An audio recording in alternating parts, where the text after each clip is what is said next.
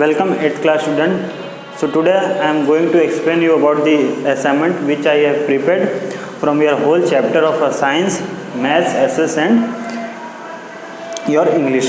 So हम start करते हैं जिसमें हम बहुत सारे FIB भी हैं, MCQ हैं, आंसर द फॉलोइंग्स भी हैं, गिव रीजंस भी हैं.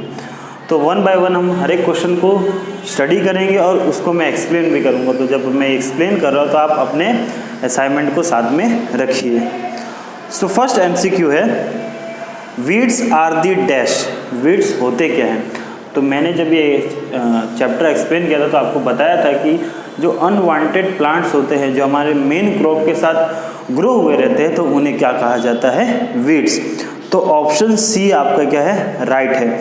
Unwanted plants growing along with the crop. हमारे मेन फसल के साथ कुछ ऐसे प्लांट्स हो गए जो काम के नहीं है तो उन्हें क्या कहा जाएगा? Weeds. Second question, east is used in the production of dash. तो ईस्ट का कहाँ पे यूज़ किया जाता है प्रोडक्शन करने के लिए? Sugar production? No. B, alcohol production? Yes. तो आपने पढ़ा है फर्मेंटेशन प्रोसेस जिसके अंदर शुगर और ईस्ट के प्रेजेंस में होता है क्या है? हमारे कार्बन डाइऑक्साइड और अल्कोहल का प्रोडक्शन होता है. थर्ड क्वेश्चन है, द ब्रेड और इडली डफ राइजेस बिकॉज ऑफ डैश. जो ब्रेड होते हैं और इडली फूलते क्यों हैं? तो ऑप्शन क्या आएगा आपका? सी, बिकॉज उसके अंदर क्या होता है? Growth of the yeast cell. ठीक है, जब उसके अंदर ईस्ट ग्रो होंगे तो गैस रिलीज करेंगे, कार्बन डाइऑक्साइड रिलीज करेंगे जिसके वजह से क्या होगा? फूलेगा. फोर्थ क्वेश्चन, इग्निशिएशन टेम्परेचर क्या होता है? तो ऐसा लोएस्ट टेम्परेचर जो रिक्वायर्ड होता है किसी पर्टिकुलर सब्सटेंस को फायर कैच करने के लिए तो उसे क्या कहा जाता है? इग्निशिएशन टेम्परेचर, जो आपका ऑप्शन ए है.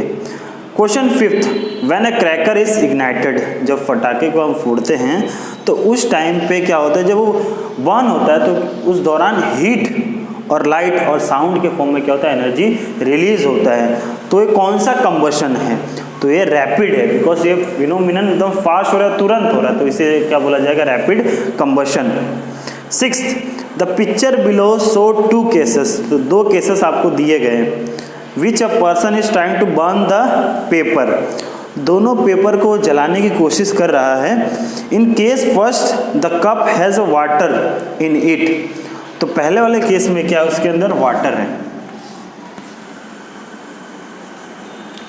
एंड यहाँ से क्या है? कैंडल है जो बर्न हो रहे हैं. और सेकेंड केस में ओनली आपके क्या है? आपकी कैंडल है ये और उसके साथ क्या आपके पूरे कपबोर्ड है जिसके अंदर कुछ नहीं है, सिर्फ सिंपल पेपर है, पेपर से बना हुआ है. तो हम जब इसको जलाने की कोशिश करेंगे तो होगा क्या? तो कौन से केस में ये जलेगा?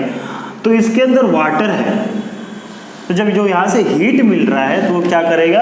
अब्जॉर्ब कर लेगा, बस हीट का वजह ट्रांसफर हो जाएगा. इसलिए केस ए में ये जलेगा नहीं, सिर्फ केस बी में ही ये क्या होगा? बर्न होगा. तो आंसर क्या आएगा आपका? केस 2 का. ठीक है. नेक्स्ट है, single cell organism are called dash. तो ऐसे ऑर्गेनिज्म जो सिंगल सेल से बने तो उसे क्या कहा जाता है? यूनिसेलुलर. पैरामोशियम में एमीबा है. नेक्स्ट है क्वेश्चन 8, वाटर सीरोपोडिया. तो आपने एमीबा में देखा है कि वो फॉल्स फिर डेवलप करते हैं बिकॉज उनको क्या करना रहता है? फूड को एंगल्फ करना रहता है. तो option B. Question 9, cell which lack nuclear membrane. जिसके पास न्यूक्लियर मेम्ब्रेन नहीं होता है और ओपन उनके जेनेटिक मटेरियल होते तो उन्हें क्या कहा जाता है? प्रोकैरियोट्स. क्या बोला जाता है? Prokaryotes.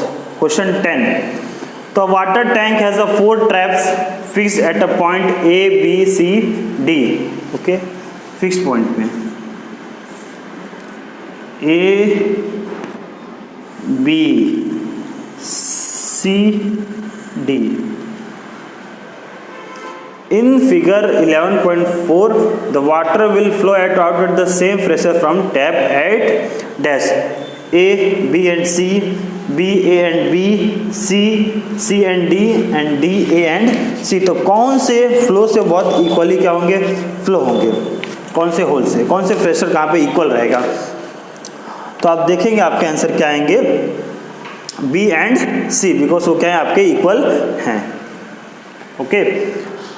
A non metal use in water purification, ऐसा नॉन मेटल जिसका यूज़ किया जाता है वाटर प्यूरिफिकेशन करने के लिए, क्या करने के लिए, वाटर प्यूरिफाई करने के लिए। आप पढ़े होंगे प्राइमरी सेकेंडरी टर्शियरी ट्रीटमेंट दिया जाता है प्यूरिफाई करने के लिए, तो उसके अंदर क्लोरीन का यूज़ होता है। The property of metal by which they can be beaten into the thin sheet, तो थिन शीट में अगर किसी मेटल को कन्वर्ट कर पा रहे हैं, फिर किसी भी एलिमेंट को कन्वर्ट कर पा रहे हैं, तो हम उसे क्या कहते हैं, तो आपकी डक्टिलिटी है। क्या है, डक्टिलिटी इस प्रॉपर्टी में क्या होंगे, आपके इंक्लूड होंगे। तो ये आप भी बात ध्यान रखे रहना। Okay, sorry malleability, okay malleability है।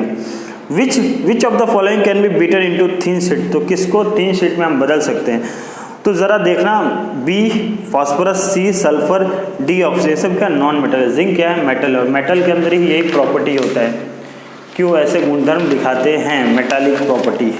ओके, तो आंसर क्या आएगा आपके ए।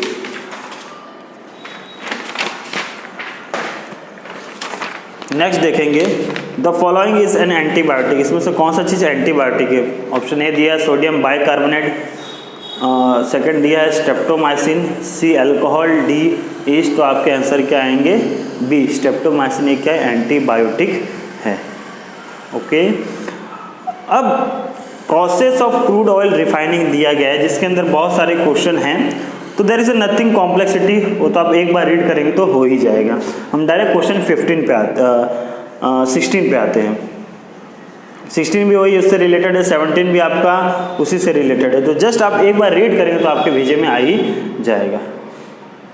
नेक्स्ट क्वेश्चन है, self healing polymers, a newly classical smart plastic can heal breaches all on their own to mend crack phone screens और stitch up airplane health care. तो यहाँ पे कुछ लाइंस दिए होंगे, ठीक है, उसमें से आपको क्या करना है, क्वेश्चन को सॉल्व करना है। तो which of the following is not a use of self healing polymer, A stitches airplane wings, B mends phone screens, and C useful in surgery, and D making cooking utensils. तो इसमें से कौन से चीज़ में use नहीं किया जाता है, यहाँ पे पूछा गया नहीं यूज़ किया जाता है। तो आप पढ़े होंगे, इस लाइन को पूरा पढ़ेंगे तो आपको ऑप्टेन होगा कि मेकिंग कुकिंग यूटेंसिल्स में यूज़ नहीं किया जाता, बर्तन बनाने में यूज़ नहीं किया जाता है। राइट आंसर यस और no has the detail. Self healing plastic can work at a normal human body temperature, yes true है ये। Self healing plastic are toxic and can not be use in health care product, ये false है, toxic थोड़ी होते हैं। 20 self healing plastic are used in wound dressing and are considered better than a traditional bandage. Okay yes, तो आपके यहाँ तक answer clear है। Okay done. तो हमने 20 तक क्वेश्चन सॉल्व कर लिया, अब इसको एक बार प्रॉपर तरीके से देखिए एंड स्टडी करिए। Thank you.